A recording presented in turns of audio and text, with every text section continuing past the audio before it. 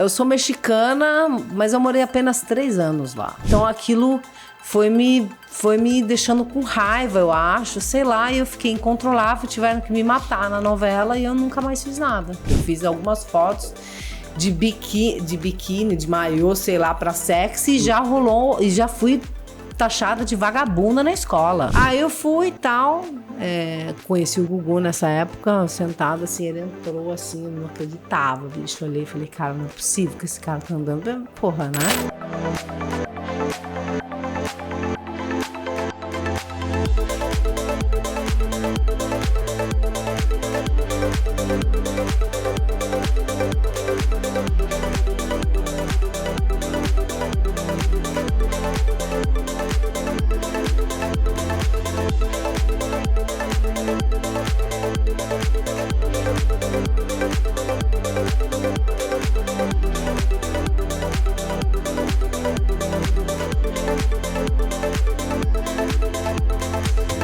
Bom dia, boa tarde, boa noite. Tá começando na sua telinha mais um episódio do Centralcast, diretamente do centro da América do Sul, trazendo sempre um papo muito interessante para você. E para eu não me alongar muito, porque hoje a história é bem rica, bem interessante, eu não vou me enrolar aqui e já vou direto para minha convidada, Michelle Dill. Muito obrigada pelo convite. Obrigado por também abrir um espaço na sua agenda para a gente vir trocar essa ideia e tentar puxar um pouquinho, né, ali da sua história, que é bem longa e bem interessante. Vambora. Né? Vamos tentar, pra né? isso. Ela que é importada, para quem não sabe, né? Ela que veio de fora, mais uma das pessoas, vamos dizer assim, dos pau rodados que passam por aqui. Que também que ama essa terra, Exatamente. Né? Ama essa terra e deve muito essa terra. A gente aqui, por exemplo, em setembro, naquele calorzão sofrido, mas a gente ama, né? O ar-condicionado não funciona, né? Porque você fala assim, pô, faz isso. 45 graus, sensação térmica de 50, né? Nós, pra você ter uma noção, nós chegamos aqui já faz um tempo e a gente tá um tempo aqui primeiro baixando o calor do corpo, enxugando o suor, tentando baixar a adrenalina para poder fazer e acontecer. Porque quando você passa, você pega 30 segundos de sol aqui em Cuiabá, não é fácil não. Você já te afeta na hora. E eu fiquei um tempo ali fora vendo uns livros, fiquei toda empolgada, isso deve ter contribuído também. Sim, também. Mas obrigado por você ter vindo e vamos lá, vamos começar. Ó, para quem não sabe, a Michelle fez muitas coisas e ela nasceu no México, mais precisamente em que cidade? Ciudad de México, Distrito México. Federal. Ah, sim. Mas assim, eu sou mexicana, mas eu morei apenas 3 anos lá. E já então, foi direto assim, pros States.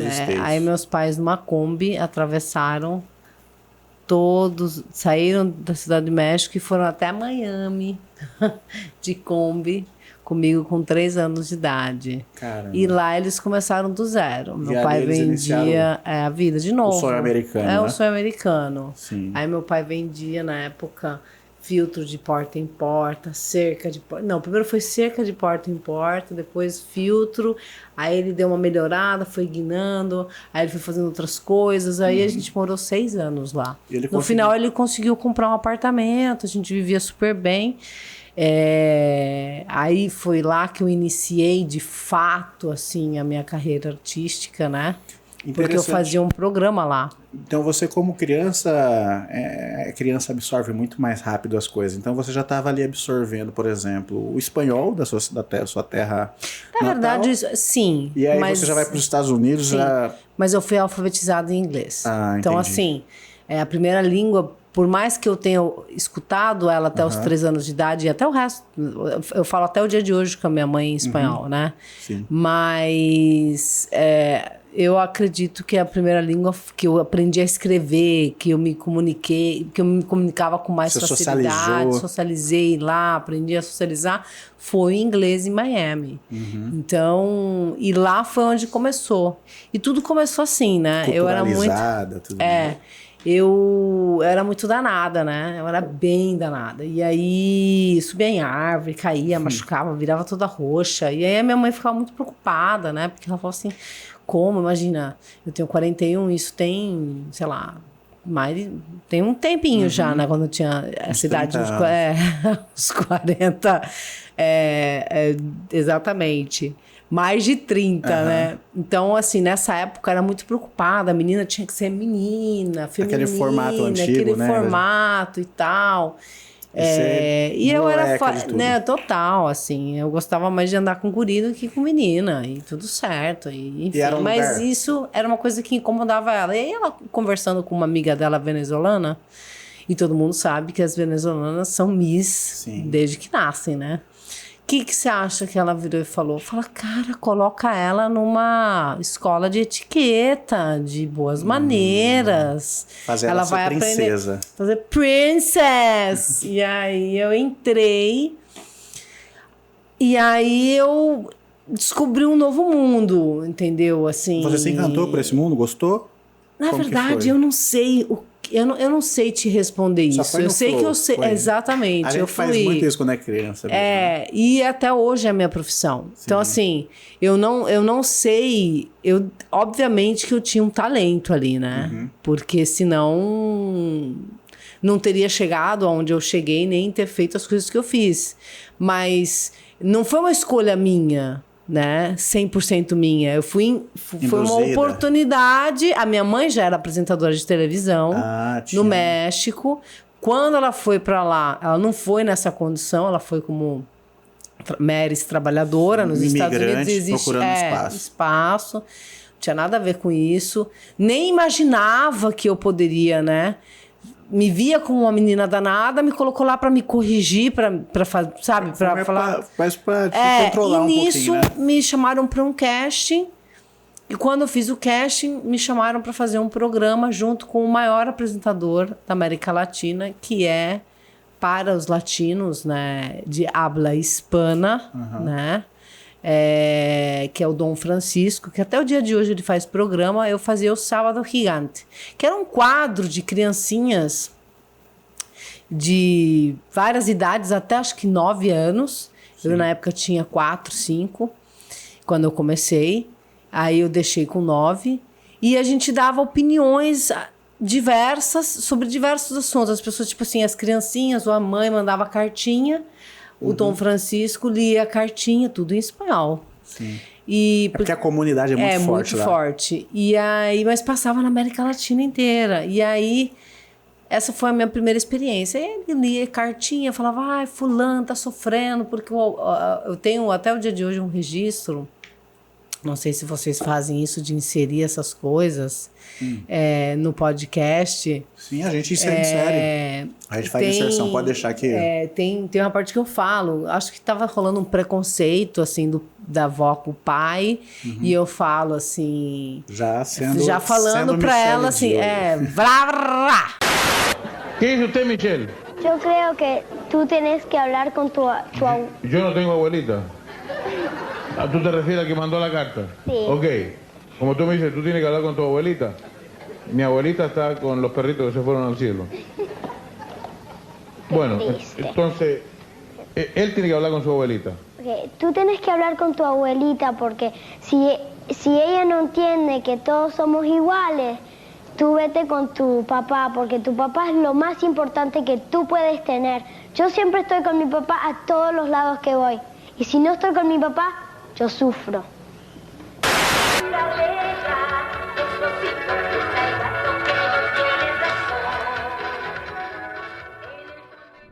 Entendeu? E é algo engraçado que é algo que nasceu comigo, porque minha filha, por exemplo, ela não tem essa mesma facilidade. Entendi. Eu gostaria que ela tivesse, mas ela não tem. E a gente tem que ter essa noção.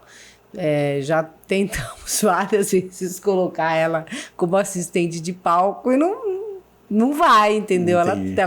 Ela vai, entendeu? Mas ela vai com 1001 tique e tal. E eu já tinha uma firmeza diferente, entendeu? Parece que você nasceu para aquilo ali mesmo. Exatamente. Mas por muito tempo eu me questionei se era isso mesmo, entendeu? Certo, mas isso aí foi ali... Não naquela época. Sim. Naquela época pra mim era divertido. Você ainda já tava curtindo, né? Tava curtindo, vamos dizer assim, a partir do momento que você viu que a coisa começou a ficar séria, que você começou a se questionar, que você começou a entender mais as coisas. Não, depois de adulta, aí o que aconteceu? Tá, voltar pra cronologia. Vamos voltar pra cronograma aqui, cronologia, sei lá. Aí eu saí dos Estados Unidos, fui convidada por conta desse programa para fazer uma novela na Argentina, chamada El Árbol Azul, cuja cantora oficial era a Xuxa, que fazia a música de tema Ela e fez tal. bastante trabalho na Argentina. Bastante Ela, trabalho inclusive, no mundo lá também ela inteiro. era Era a rainha dos do baixinhos, mundo. Não tem jeito, né? E aí fiz a novela, mas aí eu percebi que eu não... Eu era... Aí que acontece? Ali você tentou ser atriz. Quando eu mudei dos Estados Unidos para a Argentina, foi muito traumático para mim. Entende? Então, eu estava no meio da adolescência, pré-adolescência, tinha 9 anos. Só para pegar, para não perder, o que trouxe vocês agora para a Argentina? O que fez vocês saírem de lá? A novela. Meus pais mudaram, nós estávamos estabilizados, tínhamos apartamentos, meu pai estava trabalhando. Que fosse alguma coisa assim, imagina, coisa, trabalho a priori, quando eu fui com 3 anos, meus pais não tinham nada. Quando eu saio com 9 anos de lá, a gente volta para Buenos Aires por conta dessa ponta na novela, tal, também tem trecho disso, que era uma oportunidade, e enfim, vambora. Mas, eu era incontrolável. E incontrolável por vários motivos. Você estava adolescente aí na época? Eu estava com 9 anos, mas isso não justifica. Explica muita coisa, mas o que acho que me perturbava era o fato, assim... Lá nos Estados Unidos eu experimentei o sucesso. Entendi. Quando eu chego na Argentina... Uma realidade diferente? Uma realidade totalmente diferente, onde na escola as pessoas não acreditavam no que eu falava, era muito distante a minha realidade artística das pessoas que trabalhavam lá, então eu sofria muito bullying. Eu não falava espanhol normal, eu era gringa, então eu sofri muito preconceito. Entendi. Entendeu? Então aquilo foi me deixando com raiva, eu acho, sei lá, e eu fiquei incontrolável, tiveram que me matar na novela e eu nunca mais fiz nada. Então, a ponto de não conseguir trabalhar, então... Não, aí eu não trabalhei mais. E eu fiquei traumatizada. Eu acho até o dia de hoje que eu sou uma péssima atriz, entendeu? E quem vê... fala pra mim, nossa, que incrível! Eu olho e falo, puta que pariu, nossa, não. Tiveram que matar o seu personagem na novela, então? Não sei se tiveram que matar, mas encurtar. Matar é uma maneira de dizer, mas assim, mas não foi pra frente, entendeu? Entendi. Embora, de repente, eu tivesse muito potencial, porque eu era uma pessoa muito emotiva e que conseguia expressar e tal, mas eu acho que eu era forçada. Eu me achava forçada, entendeu? Mas talvez de repente também porque você não teve tempo de viver mais nisso e se desenvolver mais também, né? Porque você pode ser, mas aquilo me traumatizou, entendeu? E aí eu nunca mais quis mexer. A única vez... numa fase delicada, né? Numa idade delicada. Então, assim, aí tá, quando eu já estou quase estabilizada, quase recuperando tudo, se acertando, vamos morar no Brasil. Aí eu fui embora. Vamos lá, aí vem pro Brasil. Aí eu vim para São Paulo. Super tranquilinho, né, pra ir pra São Paulo, né? Super tranquilinho. Vamos aprender português, gata. Aí eu estudei numa escola bilíngue, aprendi português em 6 meses. Você conseguiu? Foi fácil, tranquilo? Chegar no Brasil também, como que foi? Cara, eu vou falar uma coisa pra você. Cultura. Assim, eu era bicho grilo, né? Porque assim, por mais que... o que me ajudou muito foi a escola que era espanhola. Então a escola era uma escola que... aceitava gente de outros lugares também, era bilíngue, você se sentiu diferente da Argentina, você se sentiu mais... Na Argentina eu era um patinho feio mesmo, entendeu? Era apontado e ponto.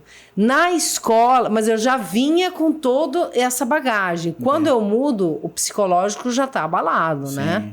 E eu mudo novamente numa idade delicada, 12 anos e meio. Aí sim, já na adolescência, entrando na adolescência. Então, nesse tempo, fazendo alguns trabalhos? Não fiz nada. Parei. Aí... E aí tá, o que traz vocês pro Brasil dessa vez?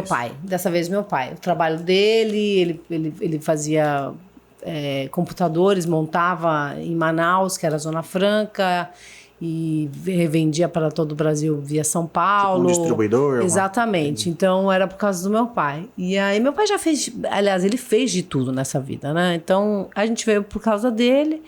Aí numa oportunidade, eu tava como chama?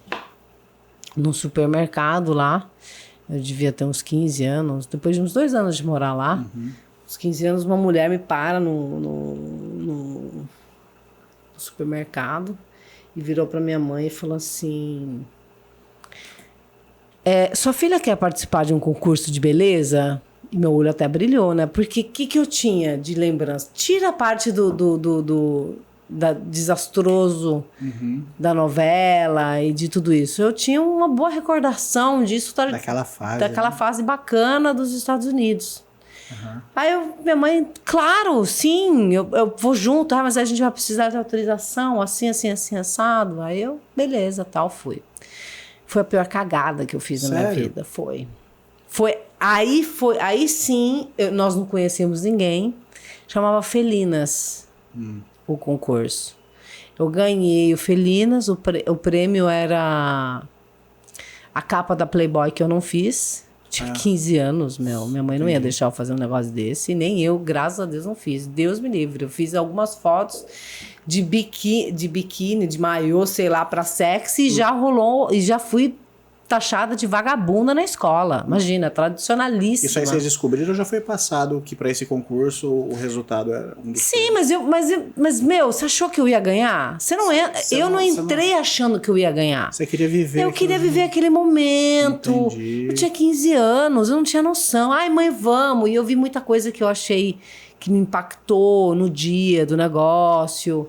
Enfim, não foi uma experiência bacana. As coisas que eu fiz com relação a isso... Não é a sua... Não era a minha vibe. Essa coisa sexy, assim, né? Esse dance não tava por isso, né? Não, cara, não era minha... Não era... E ainda bem... Sex symbol, né? Então... Eu acho que não rolou. Foi muito ruim, você tá entendendo? Foi muito ruim. E aí o que já era problemático e traumático se tornou algo pior. Entendi. Foi acarretando mais coisas. Né? E eu até, quando eu comecei a fazer faculdade, fui perseguida por conta dessa história. Hoje eu falo tranquilamente, caguei, foda-se, entendeu? Sim. Mas fiz mesmo, participei, ganhei a parada, não fiz a Playboy, quem foi a segunda, fiz outras coisas. Foi foda pra caramba que você ainda ganhou e escolheu não fazer. Não vou fazer. E foi um puta de um bafão isso. Foi. Tipo, pessoal... Como assim você não vai fazer? Não vou fazer. Você teve que bater o pé.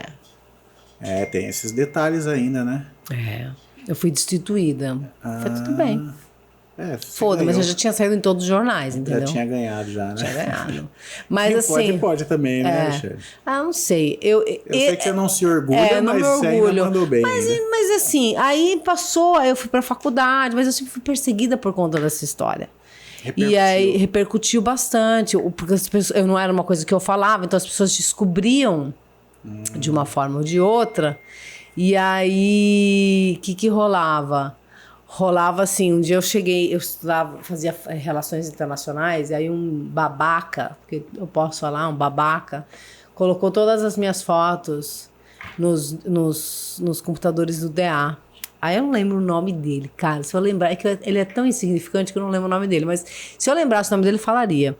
Aí eu virei pra ele e falei assim, porra, se eu sou só uma foto, brother, quis me expor. Aí eu lembro que eu virei pra ele e falei assim, cara, você devia ter me consultado, eu te daria mais fotos. Uma só você não fez jus ao meu trabalho. Ele fez isso na faculdade. Na faculdade. Então, assim, do nada, sempre era um fantasma. Hoje, alguém eu tenho 40... entendeu? Hoje, com 41 anos... entendeu? Mas naquela época me abalava um pouco. Porque eu falava, como que as pessoas são ruins, né? Aonde chega a maldade, né, das pessoas? Aí eu não fiz mais nada. Aí você aí decidiu estudar por outros motivos? Fiz relações internacionais, 2 anos. Gostou? Aí meu pai... Não terminei. Meu pai vira pra mim, num certo dia, maio, antes do meu aniversário, ou foi na semana do meu aniversário... de 20 e poucos anos, e falou assim, cara, daqui 6 meses eu vou morar lá. Ele já estava vindo para cá e voltando, indo e vindo, para levar a tecnologia do gás natural e tal. E aí, se você quiser ficar aqui em São Paulo, você fica. E eu, cara, sempre fui grudada com meu pai e com a minha mãe, assim. Eu falei, nem ferrando que eu fico aqui sozinha, eu vou lá ver qual que é. Se eu não gostar de Cuiabá, eu volto e acabou. E antes você tinha essas coisas chatas que tinha acontecido, que é outra coisa que faz você também, né? Não e se eu apegar sempre ao lugar, mudei, né? eu sempre mudei. Mas assim, hoje eu tô mais tranquila com relação a isso também, tá, Murilo? Porque assim, não a mudança. Eu sou uma pessoa que me adapto rápido às mudanças. Sim. Mas tipo assim, não curto tanto assim, entendeu? Por conta disso, por conta dessa bagagem, porque eu mudei muito quando era criança, Entendi. então isso me trouxe muita coisa ruim. Mas hoje, com 41, eu toparia mudar de novo. Sim. Se tivesse que Porque mudar você- por alguma coisa.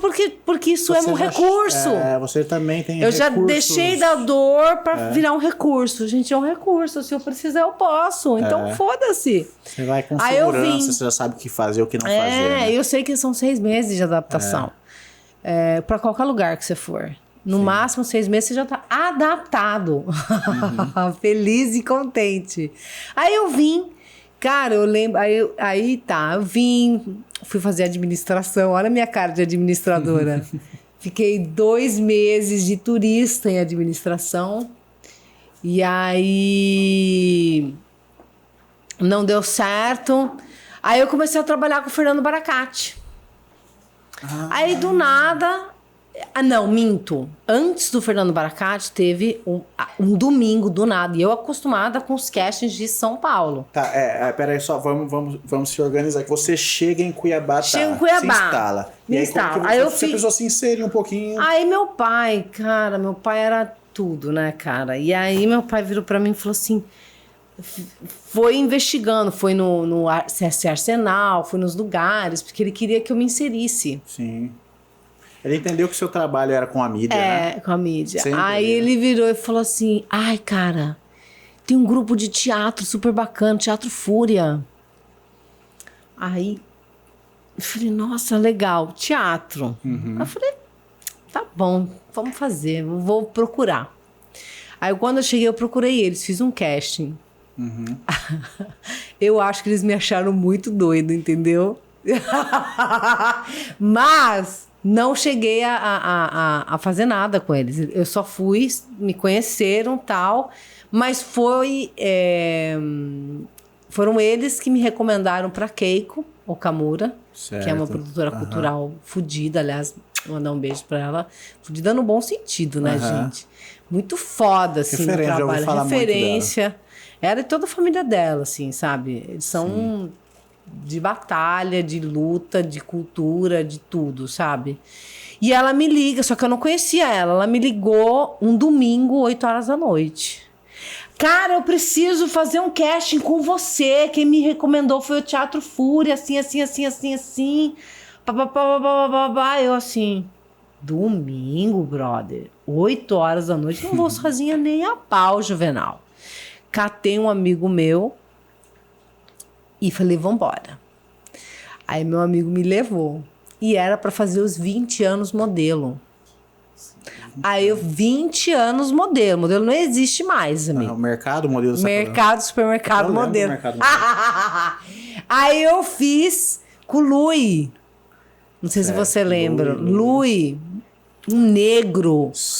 Deve estar por aí, né? Deve estar em algum lugar isso Deixa aí. nosso diretor vai achar. Vai inserir. achar.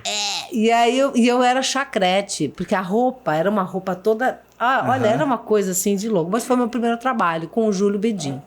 Júlio Bedin agora tá no Paraná, super bem, ou em São Paulo. Mas enfim, tá super bem. Foi o primeiro diretor. Os primeiros trabalhos então, foram publicitários. Foram então. publicitários aqui. Aí eu fui no aniversário desse Júlio Bedin, maravilhoso, diretor, queridíssimo, que me apresenta. Não tem aquelas pessoas que são sua alma gêmea? Eu tenho algumas pessoas na minha vida que eu considero minhas almas gêmeas. E não tem nada de cunho sexual, assim. Sim. É de sinergia, de simbiose, Sintonia. de sei lá que porra. E aí eu fui no aniversário e ele falou, cara, eu tenho uma pessoa pra te apresentar. O Júlio Bedin falou pra mim, na Zum Zum. Eu na Zum Zum com papá, mamá. Zum, olha Porra, só, eu você lá na... desenterrou uma aí. Tá. Fomos conhecer... Solteira ainda na época? Não, não tava solteira, mas eu não tô citando, né? Pra não causar, tá bom. gatinho. Ai, meu Deus! Eu não tô citando, né? Tá bom. Vamos entendi. lá. E aí, todo mundo tava nessa festa. Uhum. E aí... Aí, beleza. Ele me apresentou o José Augusto. Aí o José Augusto virou pra mim e falou assim, vamos fazer um programa juntos? Cara, eu juro pra você. Aí eu comecei a fazer o Evidência com o Fernando Baracate. Ele dirigia o José Augusto. Eu devo tudo ao José Augusto. A minha, assim, eu acho assim, eu fui muito sucedida nos Estados Unidos, eu fiz novela, eu fui pra fora, fiz Gugu, fiz Record, fiz tudo, mas o José Augusto, até o dia de hoje, não tem ninguém que tire algo tão bem de mim quanto ele. Ele sabe extrair de você. Ave Maria, ele é foda, meu. Ele é foda. Entendi. Inclusive sugestão de entrevistado. Queremos. Sim. Porque ele já viu muita coisa e ele faz muita coisa e ele é foda. Legal. Então Queremos aí... José Augusto aqui. José Augusto Você aqui. faz o link pra gente? Faço. Não, eu passo tudo pra você. Beleza, então. Ele mora aqui pertinho, inclusive. Pertinho do Verdão. Não E tem aí... Desculpa. Não vai ter desculpa. Aí fizemos o programa Evidência um tempo. Aí acabou, fomos pro SBT juntos. Graças a Deus, fizemos juntos. Aí acabou, me chamaram pra ir pra Record. Fiz o Revista da Manhã. Me formei, fazia o Revista da Manhã, o palco da Gazeta. Jornalismo? Aí o Zé Veneno, Aí que você era se identificou também. Vamos dizer assim, você pegou embalo na mídia, Não, vamos dizer cara, assim. aí quando eu tava fazendo Evidência, um amigo do meu pai, que era secretário de comunicação na época, eu chamava ele de Zé Veneno, José Carlos Dias, virou pra ele e falou assim... Fala Outro pro seu nome filho. famoso também, né? Ele virou e falou assim, cara, fala pra ela fazer jornalismo. Só pra ti, né? Te dá... Pra dar um tchan. Aham. E aí eu fiz... Pra te lapidar, né? Vamos Terminei, dizer assim, né? e aí me convidaram a falar, vai pro mundo. Eu não sei se iam ter que me pagar mais ou alguma coisa assim. E foi ótimo, porque me empurraram pro mundo. Eu me formei com 20 e poucos anos. Não lembro, eu sou péssima para datas. A historiadora tá sentada ali, ela que é das datas. Eu sou péssima para as datas. Aí eu formei, fui para São Paulo, com uma mão na frente e outra atrás. Você tem que ir, você tem que ir, você tem que ir. Você foi para lá para se jogar no mercado, vamos dizer assim. Jogar no mercado. Fiquei 6 meses telefonando, indo em casting, fazendo isso, fazendo aquilo. Nossa, fiz tudo, revirei o mundo. E atrás com o meu laptop, meu portfólio que o Piuí fez. Ai, meu Deus do céu, o Piuí faleceu na pandemia. Nas emissoras você estava Nas indo, emissoras, né? Eu ia em agência de casting, eu ia em produtora. Pode continuar. Em tudo que você imaginar. Até que um dia falaram assim, beleza, chegou 2 portfólios para o Homero Salles, que era o diretor do Gugu na época. Sim. Cara, não é possível, eu tive que te chamar porque, né? 2 pessoas chegaram com seu portfólio, você deve ser foda, né, bicho? Também aí teve muito do seu trabalho, né? Que fez chegar nessas pessoas, para essas pessoas, pra vamos dizer assim, afunilar nele, né? Sim. Aí eu fui e tal, conheci o Gugu nessa época, sentado assim, ele entrou assim, eu não acreditava, bicho. Eu olhei e falei, cara, não é possível que esse cara tá andando, porra, né?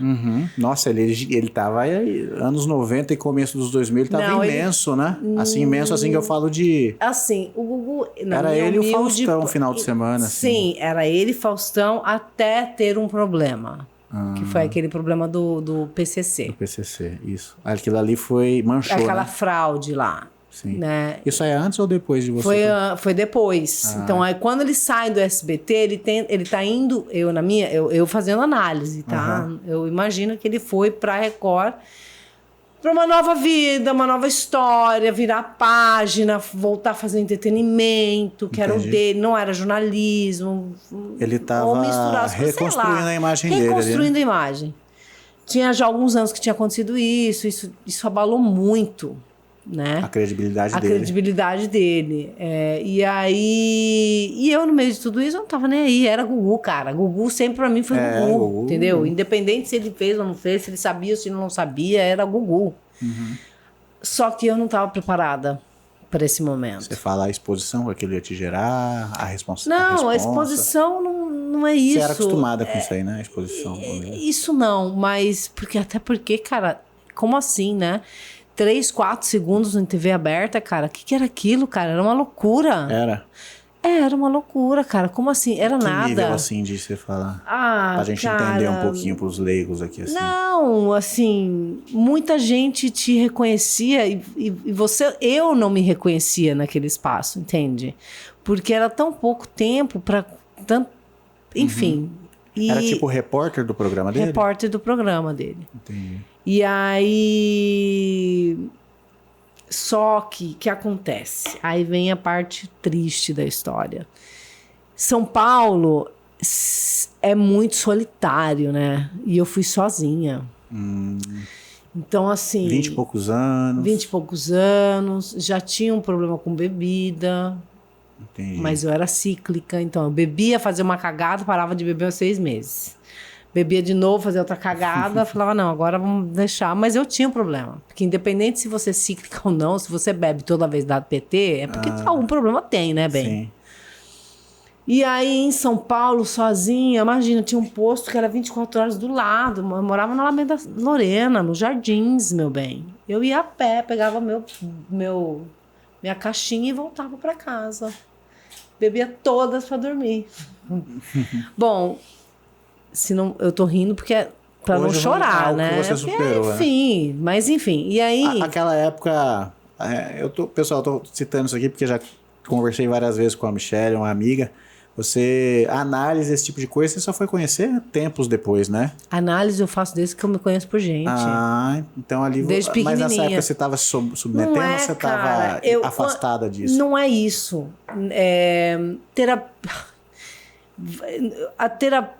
O que acontece? Você pode até fazer terapia, mas se você não fizer a sua parte, não adianta você fazer terapia. Sim. Nunca me afastei da terapia. O problema é que eu não levava a sério. Entendi. Entende? Então, assim, é complicado. Você tava uma fase indomável ainda, assim, exatamente. Eu demorei muito. Que a gente tem isso, até a gente, vamos dizer assim, a gente precisa... a gente nem precisa se fuder. O Celton Mello fala isso.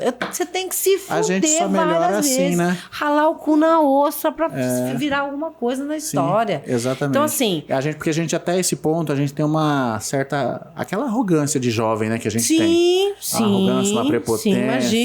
Imagina. E vamos dizer assim, que a vida vai tirando nosso verniz até a gente cair na realidade. Né? Aí que acontece. Eu venho de uma família de alcoólatras, só que eu nunca, imagina. É sempre assim a gente, né? Eu nunca. É sempre assim. Aí, quando eu perco meu emprego... É porque você causou alguma coisa? Lógico, eu não fui trabalhar. Entendi. Eu bebi todas e esqueci uma viagem. E lá, tipo assim, um lugar que eles têm, né? Gente querendo todo dia trabalhar. Não, meu amor, é assim... Filas de gente pessoas. mais bonita, mais preparada, tem a concorrência... ali é demais, né? É demais. Você não pode dar um vacilo. Não dá pra dar vacilo. Não, eu dei vários. Entendi. O Homero ainda foi muito, muito bacana comigo, sabe? Mas, enfim, eu dei esses vacilos. O último vacilo foi... Coisa de jovem mesmo? De jovem, de irresponsável, de não valorizar o que eu tinha conquistado. Porque eu não me via naquele lugar. Você ainda não É aquela coisa de merecimento. A gente só chega onde a gente quiser o dia que a gente se permitir acreditar que aquilo faz parte da nossa vida. Entendi. Sim, verdade. Entende? E você chegou a ficar nessa... Aí eu tava em depressão, aí eu bebia pra caramba, aí um dia eu falei, não, a gente fica naquele ciclo, né? Aí a vergonha, tipo assim, a ressaca moral foi crescendo. Até que um dia, não vou citar aqui o que eu fiz, mas eu fiz um trem que me contaram e eu não lembrava. E aí foi o estupim de falar, perdi o emprego que eu tinha, aconteceu isso. Elenquei, fui no fundo do poço. Falei, pai, me leva no ar. Nisso, meus pais já foram morar comigo lá. Quando eu fui mandada embora, meus pais saem de Cuiabá e vão me resgatar lá. Você chega a ficar quanto tempo lá nessa... Acho que uns 4 anos. Mas não é confiável esse tempo, tá? Entendi. Não sei, mas eu acho que foi uns 4 anos que eu morei em São Paulo. Nessa segunda vez que eu volto. Ali trabalhando pela Record, né? Record, foi 4 nacional. anos ali. Então vamos dizer Não. Na Record eu durei 1 ano e meio. entendi. Um ano e com meio. o Gugu. É. Entendi. Aí eu, nesse tempo, fiquei ainda tentando. Aí eu volto para Cuiabá, porque eu tampei a garrafa. Eu fui na terapia. Aí que tá o negócio. Aí eu parei de fazer terapia, porque eu resolvi meu problema. Meu problema era a bebida, tampei a garrafa. Você tava resumindo tudo na bebida, né? Não. Eu parei de beber. Eu tampei a garrafa. Só que eu não resolvi o problema. Certo, entendi. Você entende? A neurose porque a bebida é apenas uma válvula de escape. Uma coisa que você usa pra maquiar, pra Pra fugir. uma fuga, né? Uma fuga. Então, aí eu surtei. Aí eu fui pra um surto de mania. Nisso, o namorado da época, já que você gosta de contextualizar, né? Meu Deus do céu, ligou pros meus pais e falou, cara, Michele surtou. Assim, assado. Vem buscar ela. Vem buscar ela, porque eu não tenho como, eu moro sozinho. Eu não tenho como cuidar dela lá em São Paulo. Ela não pode ficar sozinha, porque ela pode fazer alguma merda. Que eu já tinha feito várias, mas eu podia fazer mais, né? Mas eu nunca tentei contra a minha vida, tá? Sim. Só involuntariamente, quando misturava bebida. Fazia mal pra si. Mal pra mim, no sentido assim, bebia demais, tomava remédio, enfim. Mas eu nunca fui, nunca fui... Era Efetivamente contra si, assim. contra mim, sabe? Nunca me automutilei, nunca fiz nada disso. Mas, involuntariamente, eu fazia mal pra mim mesma. Então, assim, enfim. Aí eu fui pra terapia, voltei para meus afazeres e voltei para Cuiabá. Quando eu volto para Cuiabá, eu volto extremamente debilitada, tomando lítio. Então, assim, mal pra caralho. Assim, se eu conversava, eu lembro os meus amigos que da alma, Everaldo, Daniel, Leal, pessoas que iam na minha casa, que ficavam comigo, Silvia. Deixa eu só tentar. Eu babava, bicho. Você falava comigo, eu demorava pra conversar. Você tava um pouco lesada mesmo por causa Total, lesada por causa dos medicamentos, porque tem que te desacelerar pra voltar uma velocidade. Você volta primeiro, acho que são várias coisas juntas, tentando fugir daquela vida que você tava lá e retomar a vida aqui. Não, o psiquiatra virou pra mim e falou assim, volta pra sua casa. Foi a primeira coisa que ele falou. Aí eu virei e falei assim, mas pra onde? Qual que é a minha casa? Né? Falei, Cuiabá. Cuiabá é minha casa. Aí foi em Cuiabá que eu fui feliz, que eu experimentei o sucesso, que eu tenho amigos, que eu sinto que é minha casa, e, enfim, é lá. E lá que estão meus pais, então eu vou pra lá. E eu fui. Se sente segura, né? E eu fui. Nisso... Você chega e você tem esse processo Esse processo de reabilitação, de função, de virar uma pessoa funcional novamente, porque eu fiquei sem função. Sim. Ficava dentro de um quarto, tinha medo de conversar com as pessoas, Murilo. Oi. Caramba. Eu não conversava com as pessoas, eu tinha medo. A Fabiana Totti falava pra mim, vamos sair, amiga, vamos dar uma volta. Eu assim, mãe, mas pai, o que eu vou falar com as pessoas? As pessoas vêm falar comigo, o que eu vou falar? Não tenho o que falar, não tenho nada, não sei o que. Sabe, cheguei a um ponto, mas assim, o que eu falo assim... A autoestima também toda destruída, né? Tudo destruído. Então, assim, eu tava numa fase que se não fosse os meus amigos, a minha família e um psiquiatra e um psicólogo, eu tava fodida, eu tava perdida. Sim. Você entende? Então, assim, quando eu vejo alguém falar assim, eu tô com um problema, leva a sério, dá apoio, ouve. Sabe? Sim. Dá um abraço se for necessário. Porque às vezes a pessoa precisa disso. E essas atitudes que foram te fortalecendo. Me fortalecendo. Sou muito grata. E aí, eu tive a minha chancela de que eu estava bem. O primeiro trabalho que eu fiz foi para a ZF. Foi também publicitário, foi para a Unimed. Sim. Eu fiz o meu primeiro programa, um comercial da Unimed, mandar um beijo pro Ziad. Foi o primeiro que me deu oportunidade, né? Me retirou das cinzas, sei lá. Jogou a luz que você merece que de eu novo. merecia, ou que eu, enfim, que eu precisava, Também. digamos, de passagem. Aí depois eu pego campanha política. Aí eu fiz algumas campanhas políticas com a Pantanal Filmes e tal, não sei o quê. Esse processo já estava se refortalecendo. Já estava me né? fortalecendo e tal, e tal, e tal. Aí entra a Pantanal, TV Pantanal. Aí nisso, o ex-sócio do meu pai, do gás natural, que era o Aldo Locatelli, tinha acabado de comprar uma TV, ele ia precisar de apresentadores, de programas e tal. Aí meu pai, mais uma vez, deu aquela... Seu pai vai lá! foda, hein? Ai, não vamos falar muito. Sim. Aí... Vamos. Aí, beleza. Eu fui pra TV Pantanal. Aí, no final, estreiei um programa lá que chamava Acontece, todo dia, 8 horas da manhã.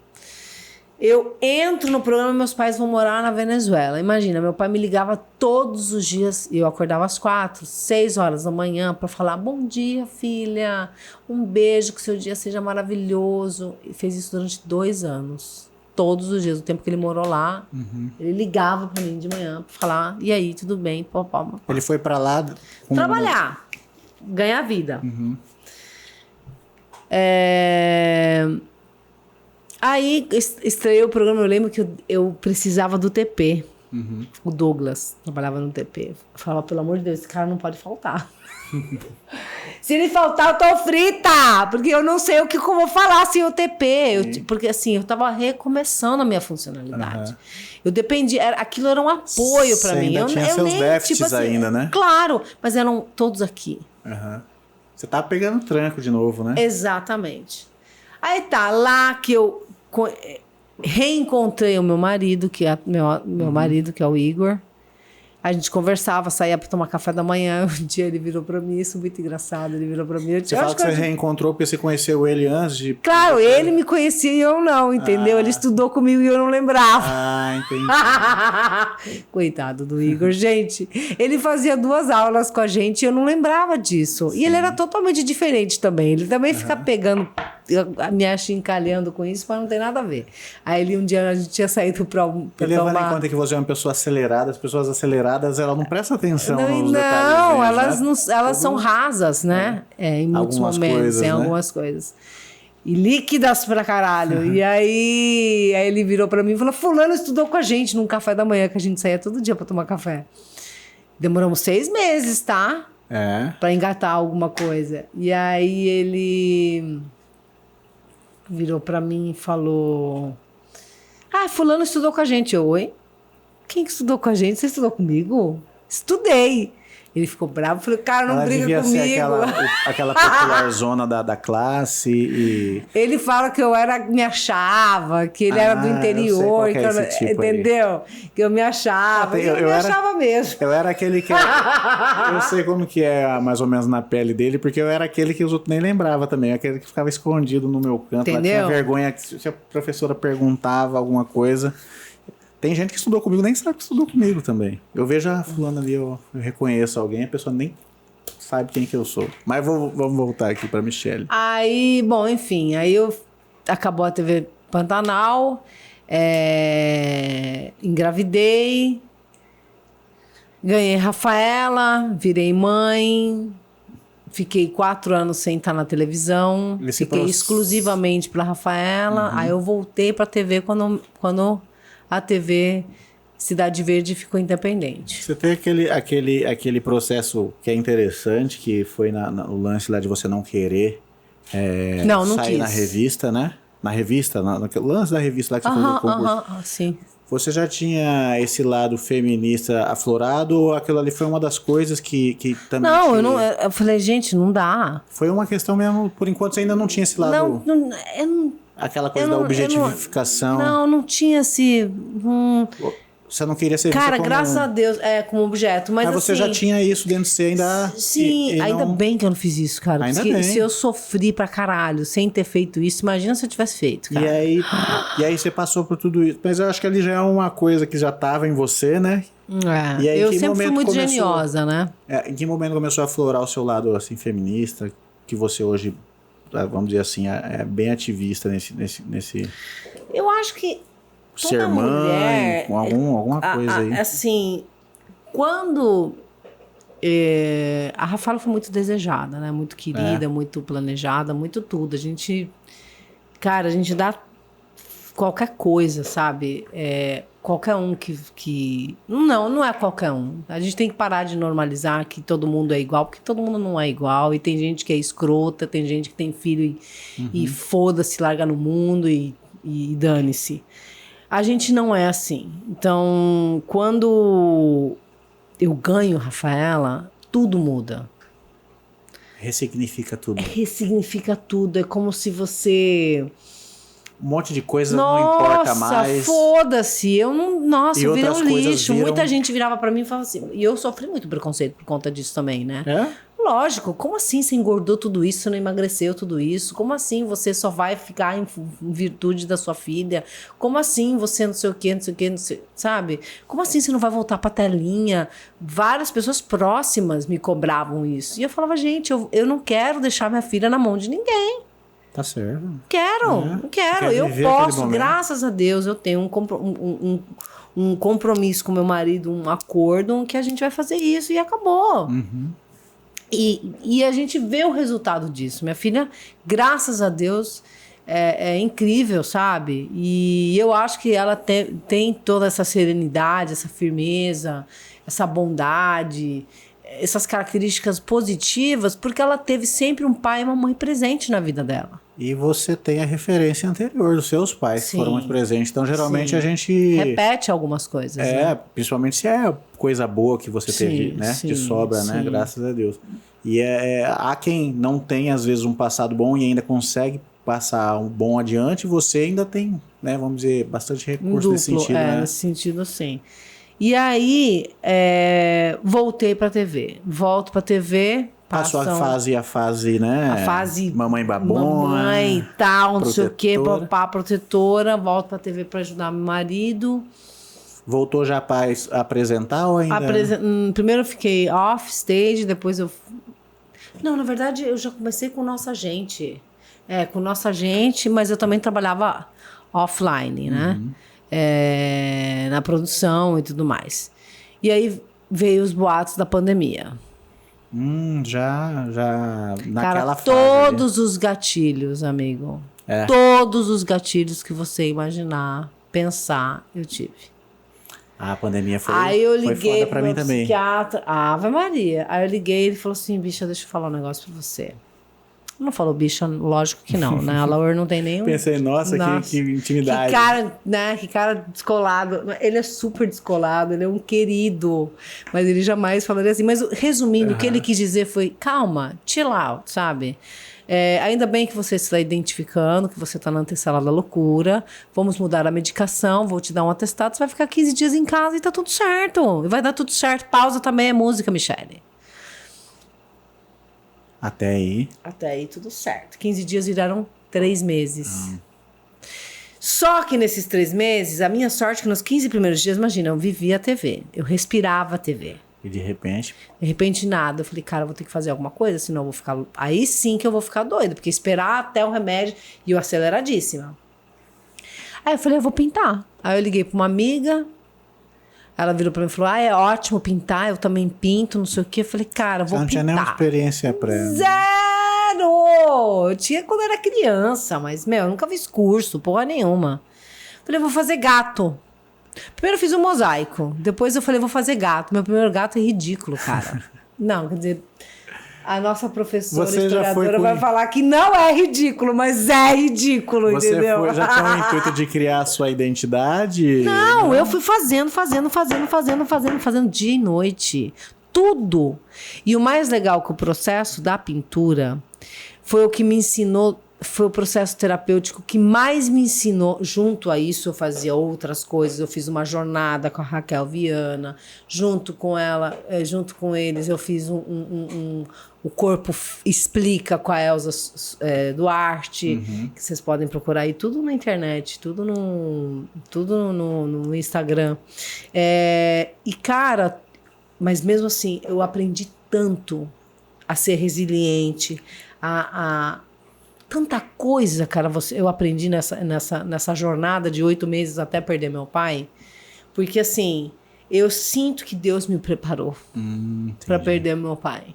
Porque o que me enlouqueceu era pensar que eu poderia perder. Entendi. Você já estava imaginando isso? Não sei, cara, se era uma premonição, se era... Que caralho que foi aquilo, cara? Porque em 8 meses antes... Eu pitando o santo pão e ele me falece no hospital. Mas a saúde dele já vinha... Não, ele teve pandemia, ele pegou Covid. Não, foi rápido então. Foi 13 dias e foi. Já era, já foi. Ele tava lá ou aqui? Tava aqui. Tava aqui. E assim, mas eu aprendi tudo. Tudo foi assim. É na brecha que você aprende, é no erro que você acerta. Sim. Cara, eu vou contar pra você, as bolinhas. As figuras geométricas, eu não tinha borracha. Eu já contei essa história pra você. Eu não tinha borracha. Quando você vê meu quadro, você vê um monte de coisas diferentes e coloridas e tal. Era pra disfarçar, que tinha lápis e era guache na época que eu usava. Então guache era...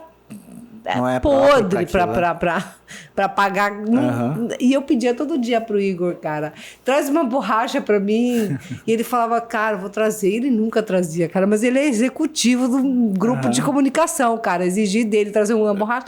Aí quando ele trouxe a borracha, já era todo colorido, meu gato. Você adaptou conforme a falta de recursos. Exatamente. Ali. As bolinhas. Meu marido era no meio da pandemia. Aí faltava, sei lá, e era tudo caríssimo na pandemia. Tudo, assim, eu acho engraçado. Na maior dificuldade das pessoas, em vez de ajudar, a gente aumentava os preços, né? Aí veio Mertina que custava, sei lá, R$7, eu cheguei a pagar 70. Absurdo, né? Um absurdo. Imagina as telas, tintas e tudo isso mais. Aí ele fez uma belíssima compra.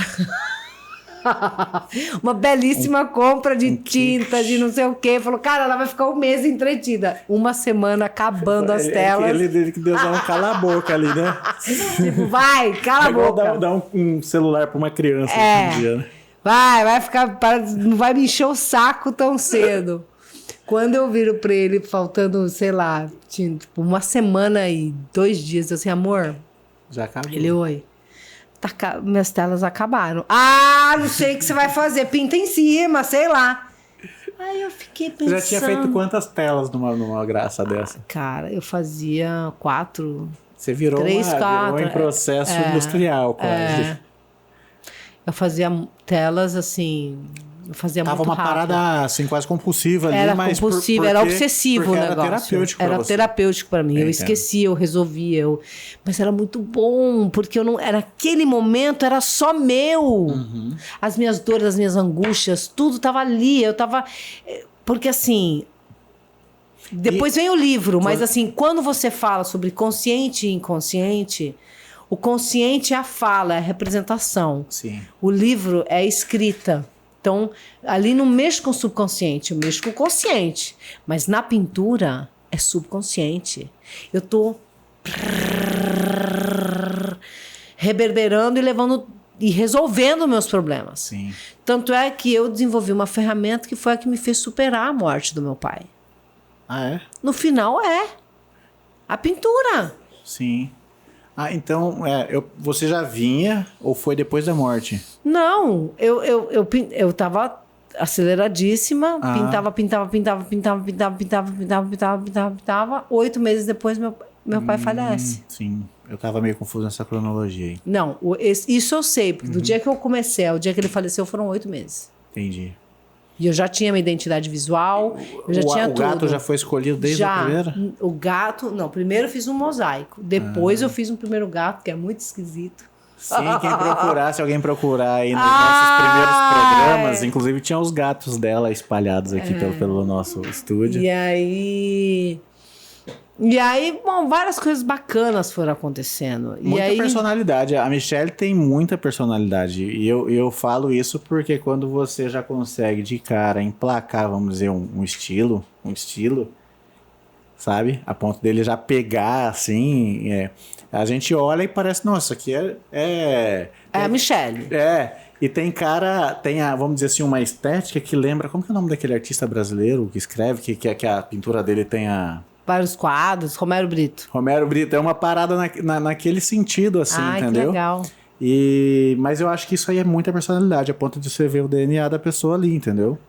E assim, e com uma estética legal, porque a arte é muito subjetiva. E você não deixou de terminar. E as bolinhas começaram porque o Igor falou, eu não vou mais comprar a pinta em cima. Aí eu comecei a fazer bolinha. Eu falei, agora eu vou fazer bolinha em todas as porras dos gatos e vai ficar ótimo, uma bolinha de cada cor. E todo mundo perguntava assim pra mim, mas tinha um amigo meu que virava assim. Tava dando vazão à sua mente, tudo, eu não podia, claro. E aí foi isso, aí foi acontecendo. Aí eu conheço a Cris no meio da pandemia, quando a gente fazia essa pessoa maravilhosa.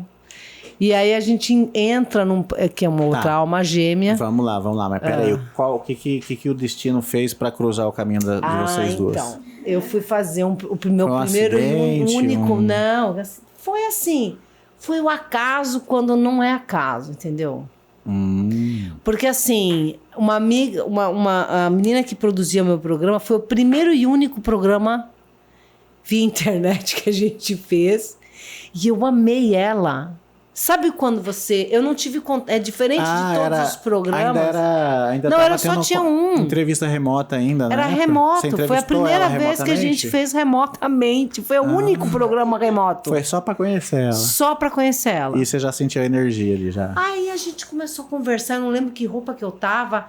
Eu também tava com o elemento... Eu acho que eu tava com um trem na cabeça. Não lembro. Eu lembro que a gente... Cara, foi um negócio assim... impressionante. Falei, cara, aí fiquei com aquilo na cabeça, tal, não sei o quê. E eu já tinha feito várias coisas, tal.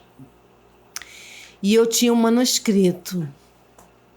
E aí, manuscrito assim, né? Um ensaio de alguma coisa que eu queria... Um ensaio, sei lá, ensaio até muito chique, né? Tinha umas páginas aí escritas... Um esboço. Um esboço, tá mais... Um rascunho, vai. Um rascunho que eu queria contar a minha história, porque eu tinha aprendido muito, porque eu estava assim, assado. Aí eu ligo, do nada me deu um insight, falei, cara, eu vou ligar pra Cris. Ela não era assim... Vocês ainda não tinham proximidade, não, né? Zero. Ela tinha feito o programa só, e tinha só esse feeling e tal. Aí eu ligo pra Cris. Oi, Cris, tudo bem? Ela atendeu. Oi, tudo bem? Tal, não sei o que, tal. Oi, que prazer, tal, lá. Oi, amiga, tudo bem? Eu queria te fazer uma pergunta. Eu queria fazer um livro infantil. Ela, mas por que você quer fazer um livro infantil? Eu quero fazer um livro infantil porque eu quero contar minha história. Aí eu comecei a falar, e ela é historiadora, ela tem um bom ouvido, né? Ela é boa ouvinte, né? Ela só ouviu. Mas, cara, isso não é uma história infantil. Isso é uma história para adolescente, para gente, para todo mundo, não sei o que, blá, blá, blá. Eu vou te ajudar. Opa! Eu falei, sério? Sério, nós vamos fazer esse negócio? Que massa. Cara, e a gente fez o negócio. Aquele livro que vocês escreveram a 2 mãos lá, né? A 4 mãos. A 4 mãos? Teve mais gente? Teve. Então na verdade, cada um tem um par, né, gato? As mãos, né? Cada um tem um par, né, meu bem? São 4 mãos. Na verdade, entendi. até... É porque aqui escreve, mas é só que escrevia. Mas, enfim. E aí, fizemos o livro, vai lançar em dezembro. A gente volta aqui para contar essa história. E, assim, é muito louco, porque a gente começou... E aí, antes do livro... Antes da gente... A gente tinha essa promessa. Vamos fazer. Aí eu fazia... Me corrige se eu tô errado, porque você sabe que eu vou e volto. Uma amiga... O meu marido foi para Brasília. O Igor foi para Brasília e conheceu a Mini Haddad. Junto com a Celia Almeida. E ele começou a mostrar meus gatos, não sei o que, pra Mini e tal. Aí a Mini olhou e falou assim, nossa, que legal! Será que ela faz o selo da virada feminina? Aí eu, cara, quase surtei, né, cara? Falei, como assim? Aí, de novo, Cris, fudeu! Tem que fazer um selo, vamos fazer juntas! Aí surge o processo de simbiose. Ah, não. Aí eu só sei que eu virei pra ela e falei assim, amiga, vamos fazer assim, assim, assim, assim, assim, assim. Aí eu risquei o papel, né, amiga? Risquei o papel como é que eu queria. Falei, amiga, nós temos que fazer assim, assim. Mas eu preciso da sua ajuda porque eu só sei fazer gato, cara. Você vai ter que dar o tom da parada. É que nem assim, eu posso ir lá gravar, mas quem é o foda da parada é a edição, não é? Sim. Não é a edição, amigo? É, o diretor. É ele que vai colocar a trilha, ele que vai te contextualizar, ele que vai fazer o corte, ele que vai fazer. Era o que ela ia fazer. Ela meio que dá uma dirigida. Ela ia dar o tom daquela cena. Eu fiz a cena, que eram duas mulheres e uma até no porque meio. essa mente aqui, né? Você tem que controlar essa mente, né, querida? Essa mente, se deixar... Ninguém consegue, acho que, expressar o que sai daí, né? Então tem que ser alguém que consegue sintetizar o que tá saindo aí da E sabe falar pra mim não, né? Sabe não, dizer não vai rolar. Não. Porque a Michelle é persuasiva também, então... não sei se... mas ela é mais. É? Ela é mais. Porque ela é calma, né? Eu sou explosiva, digamos assim. Rolou aquele estressezinho, assim, natural de um processo? Não, acho que nunca tivemos. Uma conversinha mais quente? Nunca tivemos um estresse, Ah, cara. que legal. Nunca tivemos nenhum estresse. Entendi. Nenhum estresse mesmo. Assim, podemos ter opiniões divergentes, mas nunca tivemos um estresse, assim, tipo... de brigar. Nada pessoal, nada personal, pelo amor tipo, de Deus. Que seja assim... Não. Aceitar, tá bom então. Eu Isso aí prefiro rola, falar né? tá bom do que... Deus me livre. Não. E... Aí a gente fez a virada, fizemos uma exposição. Fizemos a exposição primeiro fizemos a exposição... a gente já estava no processo do livro e a gente fez a exposição do Estação, que foi maravilhosa. Em virtude desse... Aí no meio desse processo que surge a virada feminina, né, amiga? Aí fizemos a virada feminina, uma outra exposição de mulheres poderosas, que em breve teremos mais notícias sobre isso, que vai ter outra rodada. E aí também, nesse processo que você foi entrando mais nesse lado mais feminista, assim, também? Mais isso ainda. Aí foi fortalecendo? Aí foi fortalecendo ainda mais. Você vai ganhando uma... A virada trouxe a gente, vocês ali. Entendi. E aí foi isso. Eu percebo que quando você faz alguma coisa que tem uma relevância, vocês sentiram que agora vocês têm uma responsabilidade de abraçar a causa mais, né? E aí foi. A dupla foi rendendo frutos. Não, total. A gente já fez agora a gente tá com uma exposição em Socorro, São Paulo. A gente tá participando do Itotem, né? Itotem que chama. Sim. Tem. E eu posso mandar para vocês o flyer deles. Tá rolando lá, super bacana. A gente... Se tiver redes sociais, alguma coisa assim. Tem tudo isso. A gente vai colocar. E, enfim, cara, 1 milhão de coisas. Eu me perco de tantas coisas. Aí a gente fez em VG Shopping um projeto Simbiose. A gente vai pra 5ª edição Simbiose. Quinta edição, Já quinta, são 5 sexta. edições, então. Sim, Caramba. Então rendeu fruto. E vocês ainda estão... A 50 lá de Cáceres também. E vocês ainda estão bala na agulha que vem mais coisa aí, né? Vem mais coisa aí. aí. E vocês estarão aqui para lançar. Com certeza. Com certeza. A porta tá aberta, viu? Inclusive, se alguém quiser, aproveita e passa aonde encontrar os materiais de vocês, o livro... LLEDIEHL. Eu sei que é um conjunto de letras, mas é meu, Ledil. O nosso diretor vai colocar aqui embaixo. Pra então, ajudar, isso né? aí é o seu Instagram, então, né? Pra te encontrar, né? Aproveita e passa o da Cris. Qual que é o seu, Cris? Que a gente vai colocar aqui também. O meu é Cris Soares. Com 2 S's. Cris Soares, né? SSS. Aí o Soares é com um S só. Tá, pode deixar que o nosso diretor nosso diretor. E esses trabalhos que vocês fizeram antes, tem algum lugar que o pessoal pode encontrar, comprar? Assim? Na verdade, a gente tem nas nossas redes sociais, né? Uhum. Pode entrar em contato, a gente faz por encomenda também. Eu quero que você faça um via gato. direct mesmo, se a pessoa via direct.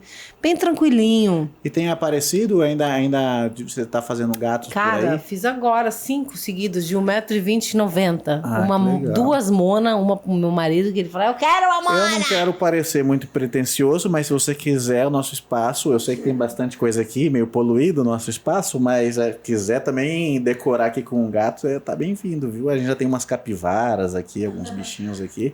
Mais uma hora quiser, a gente divulga. A Iodinha tá muito fofa. Esse daqui foi da Milena. Milena, a gente boa pra caramba. De vez em quando ela tá passando por aí. Ela trouxe... Que ela fez o Coxinhas Cast, aí ela trouxe aqui, deixou aí decorando o espaço, né? Tem um Buda por aí, tem... Cadê? O que eu mais gosto é o relógio. Sim. O relógio tá muito legal. Sim. E eu quero te agradecer mesmo pelo convite. É uma história que não deu pra gente esmiuçar muito, senão não cabia num episódio, não né? Dá, né? Não dá, muita coisa. Mas assim, o importante, acho que se a gente tira alguma coisa, a gente tem que se permitir. Sim, com certeza. Se permitir errar, reconhecer o erro e corrigir. Sem dúvida. E eu vou te falar que o processo do podcast em si, né, que a gente sempre falou de coisas que são terapêuticas, né? Você falou da pintura. E aposto também que você não consegue viver sem apresentar também, né? E eu venho vendo aqui pra mim, isso que a gente fez aqui, assim, pra mim tem sido, assim, uma descoberta, assim. Nenhum dia eu sinto que eu tô trabalhando, sabe? Eu só tô aprendendo, pegando como uma esponja mesmo. Liguei o modo esponja, todo mundo que vem aqui eu aprendo um pouquinho.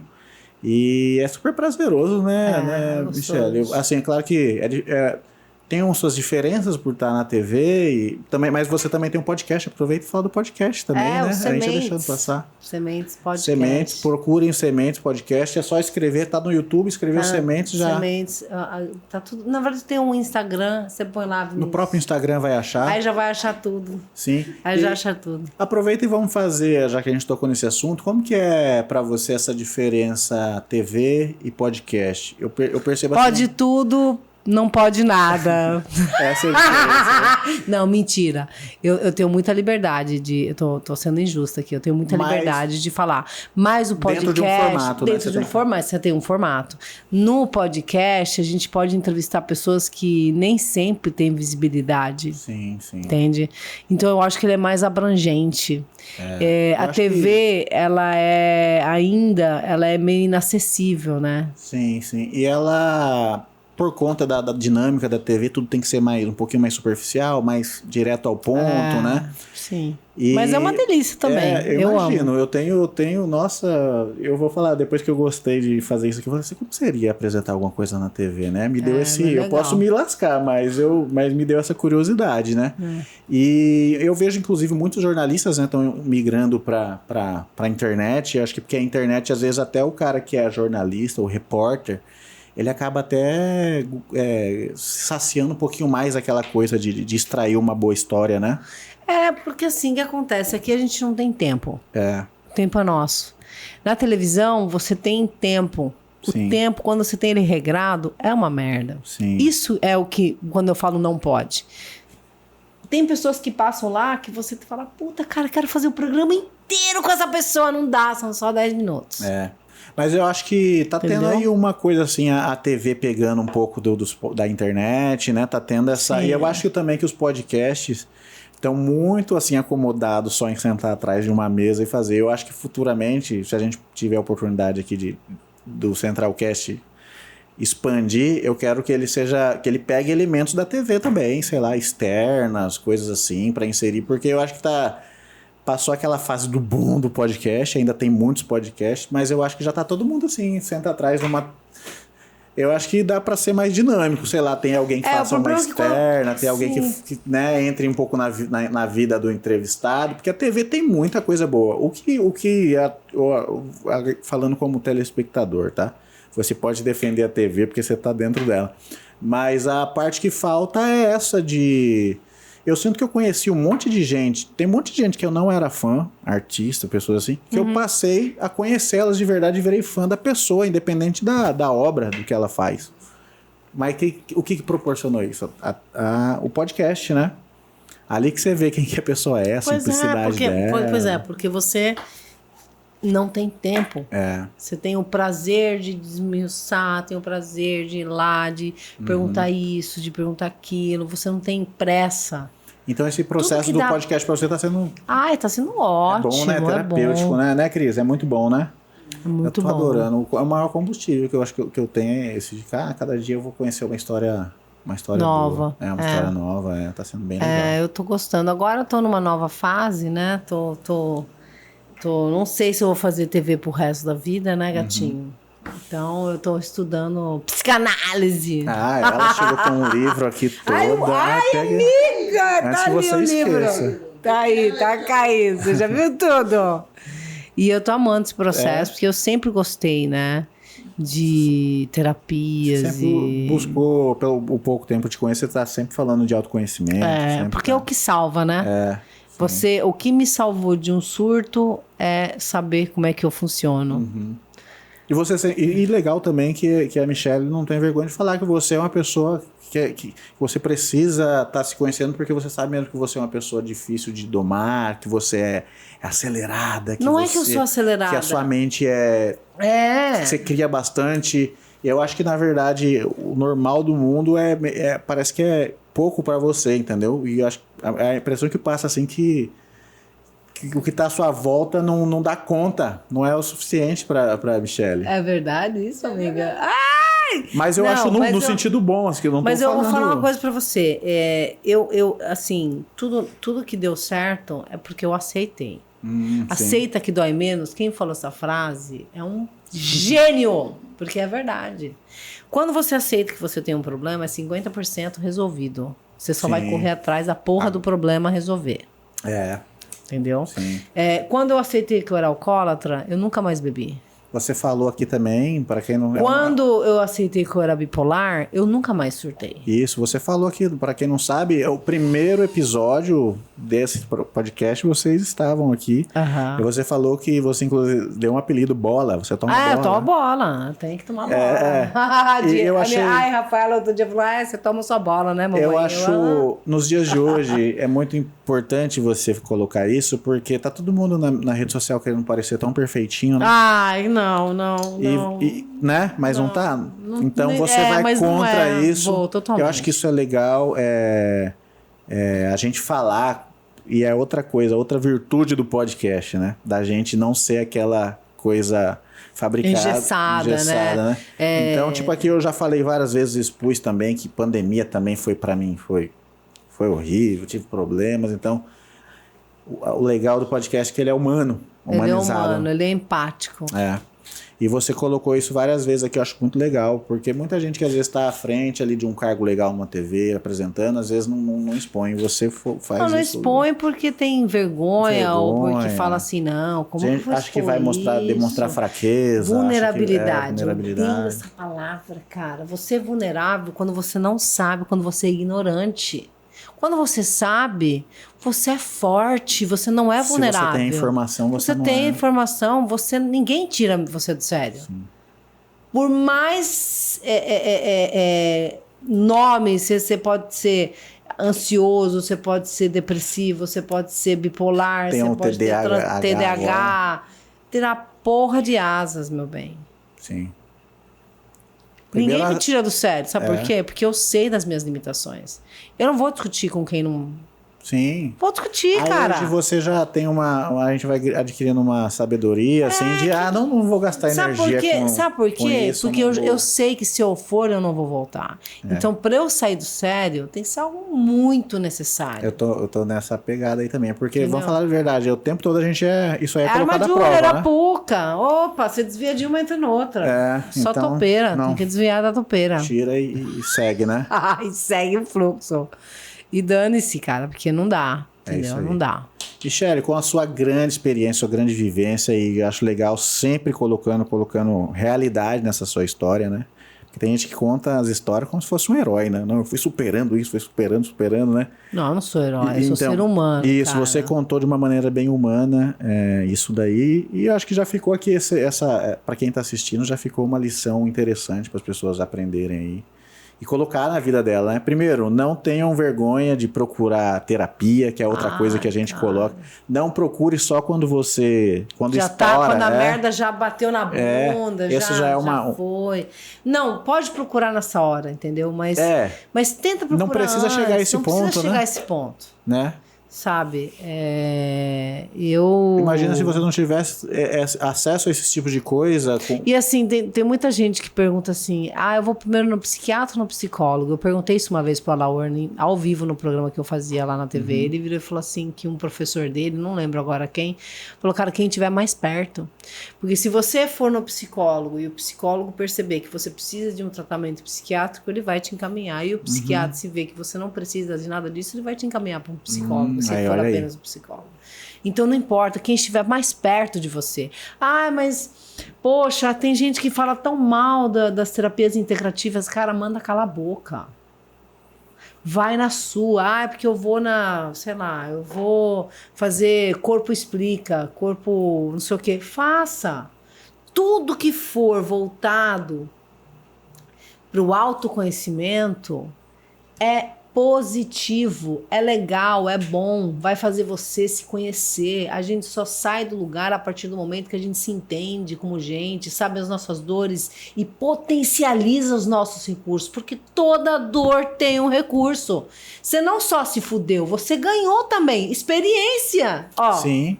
Entendeu? Então assim, a pintura foi algo assim, e a Cris é muito incrível nesse processo, porque toda vez eu falo assim, a Cris me ajudou muito nesse processo, porque eu era muito neurótica, né? Do perfeitinho, tem que ser perfeitinho. E se não ficou, você fica bolado com aquilo, né? Ai, puta que pariu! E a pintura não é isso, cara! A pintura é livre.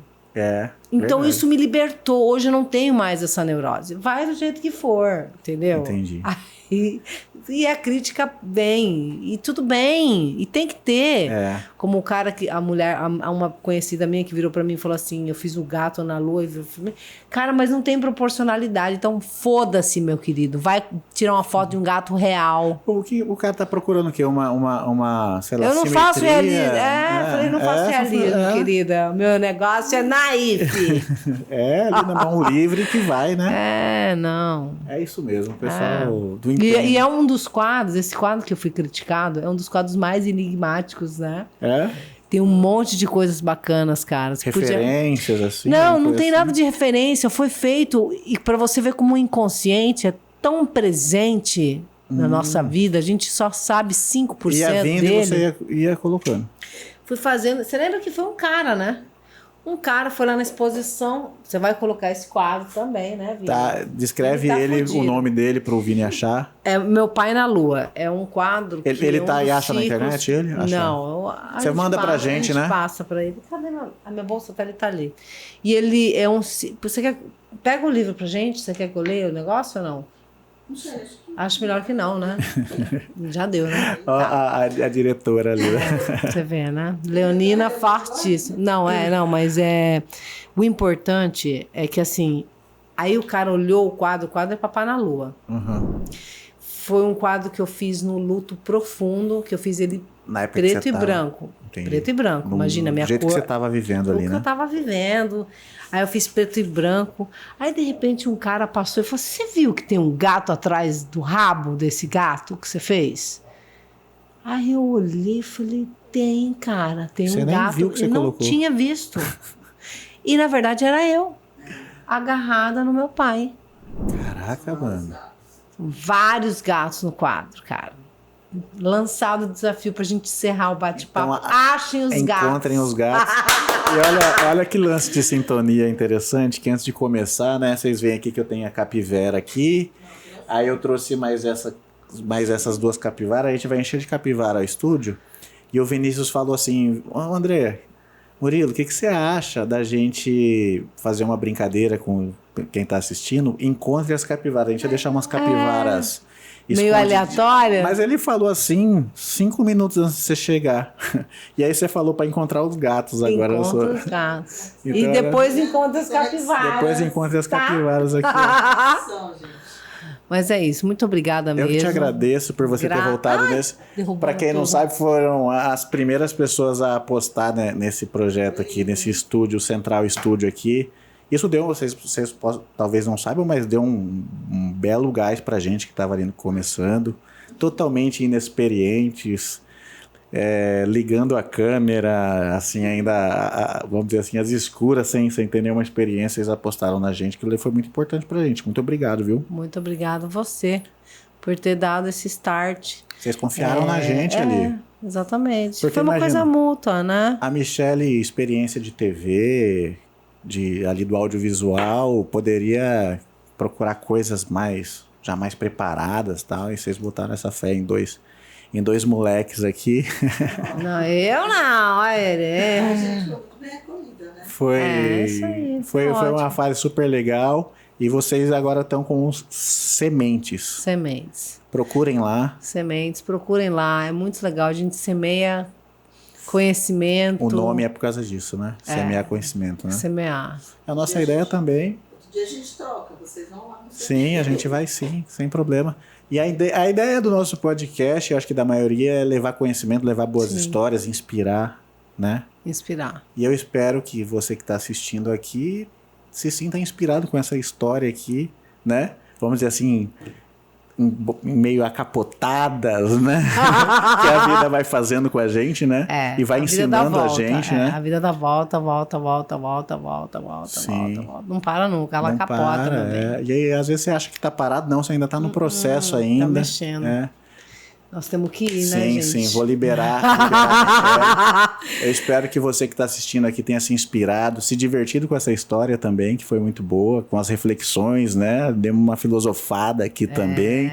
E espero que você tenha aprendido e gostado do nosso podcast. Se você vem seguindo a gente aí, considere dedo no like, se inscreve, aciona o sininho. E também aqui agora, ó, temos aqui em cima, que vai estar aparecendo para você, do seu lado esquerdo da tela, aqui na minha direita.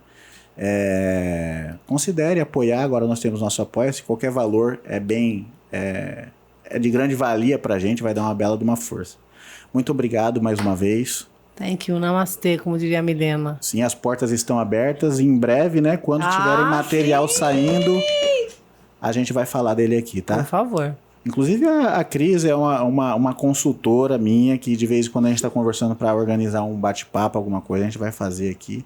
A Cris é uma pessoa que a gente também tem muito carinho, Cris. Obrigado por ter vindo, viu? E a Cris logo vai estar aqui também. Com certeza. Então é isso aí, pessoal. Bom dia, boa tarde, boa noite, até uma próxima.